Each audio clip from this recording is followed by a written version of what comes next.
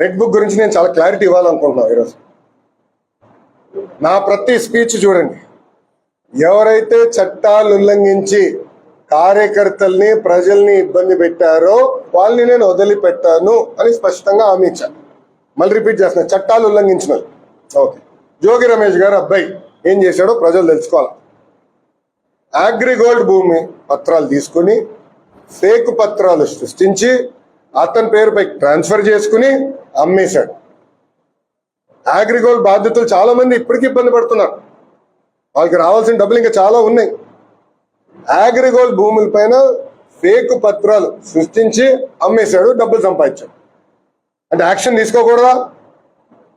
Telugu Desam, Janasena, Bharatiya Janata party ప్రభుత్వం రేపు లిక్కర్లో కూడా యాక్షన్ తీసుకుంటాం, ఇసుక దండాల్లో కూడా యాక్షన్ తీసుకుంటాం. అంటే అడ్డగోలుగా ప్రజల భూమి దోచేసినా మేమేం పట్టించుకోకూడదా?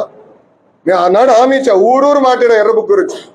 ప్రజలకి నేను హామీ ఇచ్చా, ఎవరైతే చట్టాన్ని ఉల్లంఘించారో వాళ్ళని నేను వదిలిపెట్టే ప్రసక్తే ఉండదు అని నేను ఊరూరు మాట్లాడాను స్వామి. ఎర్ర బుక్ పట్టుకుని తిరిగా చూపించా ప్రజలకి. అందుకే ప్రజలు మాకు అంత అద్భుతమైన మ్యాండేట్ ఇచ్చారు.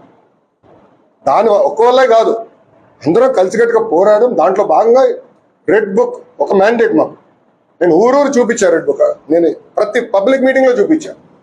ప్రజల నిన్న ప్రతి నియోజకవర్గంలో మేము గెలిచాం. సో ప్రజలు మాకు అంత క్లియర్ మ్యాండేట్ ఇచ్చారు. సో ప్రజలు కూడా చాలా క్లియర్గా ఉన్నారు. ఎవరైతే తప్పు చేశారో వాళ్ళని వదిలిపెట్టొద్దని క్లియర్గా చెప్తున్నారు. అది అమలు చేస్తాం.